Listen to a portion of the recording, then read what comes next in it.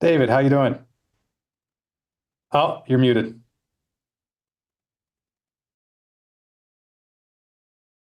I'm good, thank you. Yeah. Thanks for being here. We yeah. David Straight, you and I met I think 13, 14 years ago now. Uh, Yeah, been a long we time. dinner in San Diego, if I remember Yeah, right. yeah, we had dinner in Carlsbad. Yeah. Awesome. Welcome to the virtual summit here. Thank you for doing this. Sure. And yeah, so what, David, I know right now you're hosting our website. We do some marketing with you. That has worked out really well. If I can brag on one thing that you really helped us do, I know you gave us uh, you helped us ramp up our Google reviews tremendously, which I just shared, helps us rank number one, at least on some of the AI platforms. But what do you see? What are the new trends? What's the latest in terms of um, websites and Google reviews that you're helping owners with right now? Yeah, well, first of all, thank you for the opportunity to be here. Thank you for your business. And I'm always excited to hear from my clients that reputation is helping them. So certainly reputation is a big deal when it comes to ranking in the maps listings as other digital marketers and practice owners know. It's not the only thing that matters. Google says specifically that relevance, meaning if you're searching for chiropractic and you're a physical therapy practice, you're not going to show up.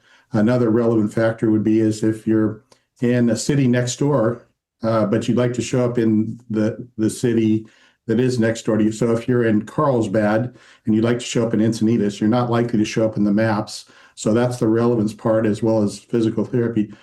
Proximity is a factor in maps rankings.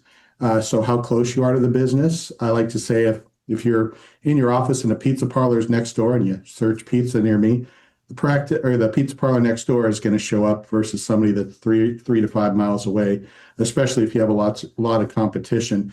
But it's that last factor, that prominence, that can make a difference for you.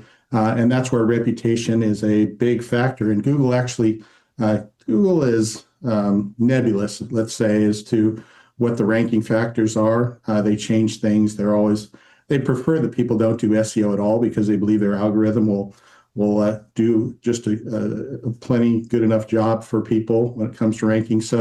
But they do say clearly that reputation, ratings, Google reviews specifically, can help you rank higher. So that's very specific, and you hear that from them. And so, with respect to AI, what are some things we can do practically? Because there's lots of big picture business things you can do when it comes to AI, but specifically, for example, why not use AI to help patients generate reviews? So 30% of consumers, they don't know what to write. Embarrassingly so, they say, well, I'll write you a review, and they walk out the door and they don't write anything because they don't know what to say. So while we don't want AI to write the review specifically, why not use it as a first draft engine for patients so they have something to write from?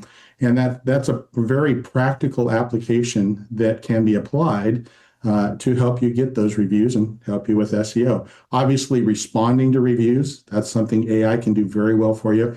I do I do caution people that if you're really kind of a follow the rules above bar kind of person, that when you respond to reviews, if you want to be HIPAA compliant, technically speaking, you shouldn't be acknowledging that the patient was ever a patient in your practice.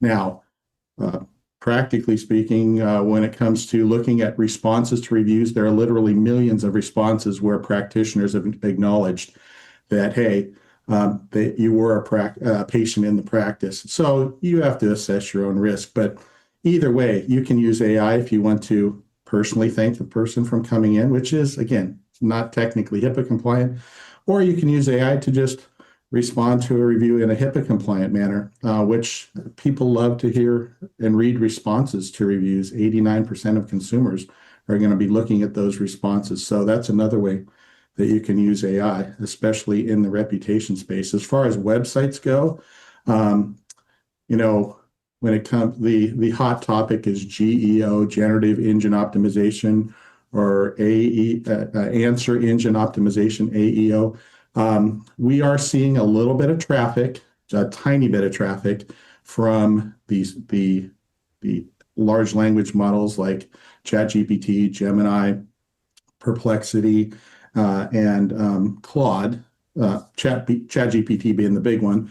But just doing good SEO work, optimization on your website is when we analyze our data, we see 80% of our clients are ranking for the common search phrases, the transactional search phrases, or the buying search phrases, physical therapy near me, physical therapy in your city being the big ones. And then, goodness, I think 99% of our clients rank when you do a business name search in a large language model like ChatGPT.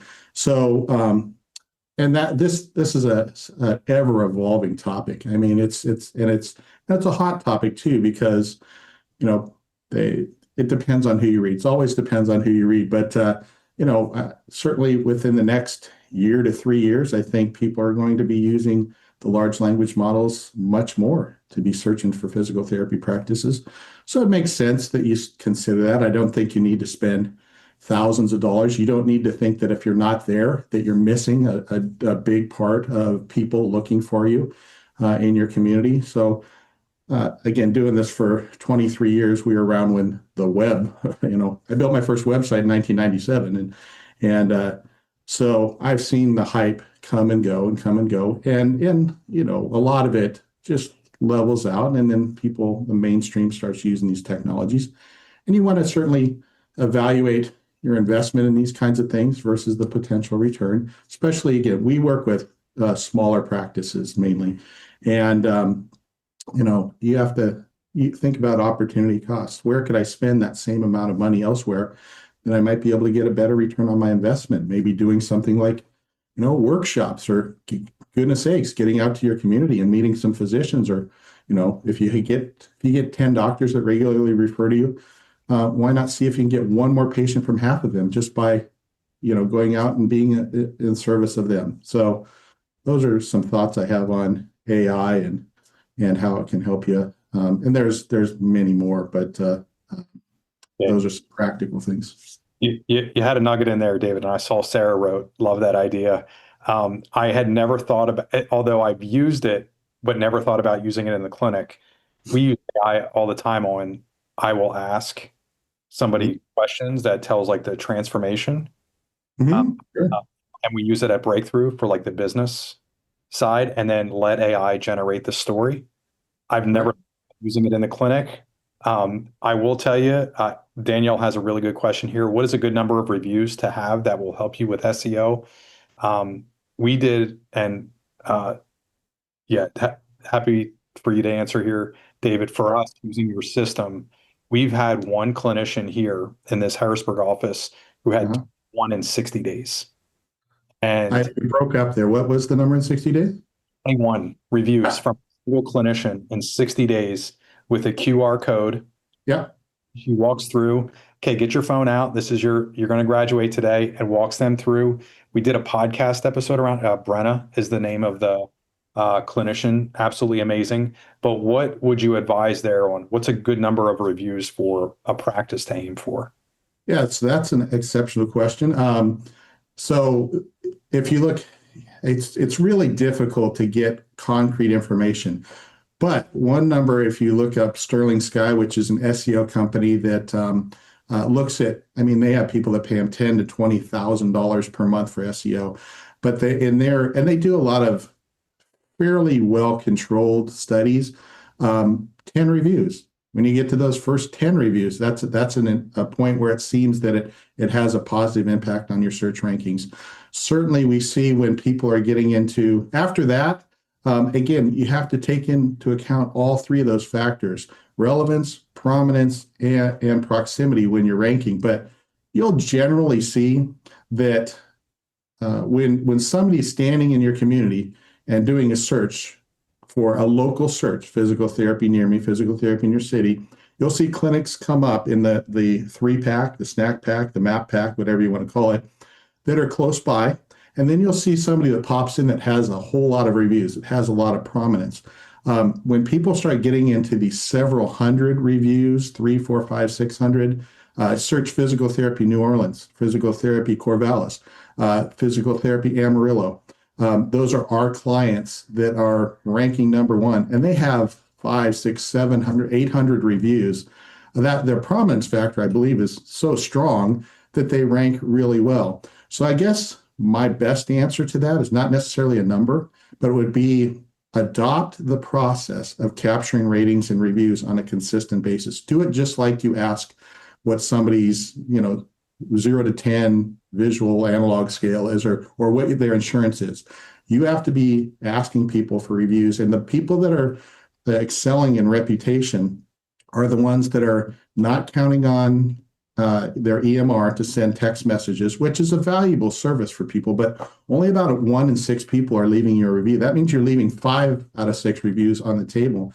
And for small practices, again, that don't have giant advertising budgets, this is something that you should take advantage of, and asking is an important part of it.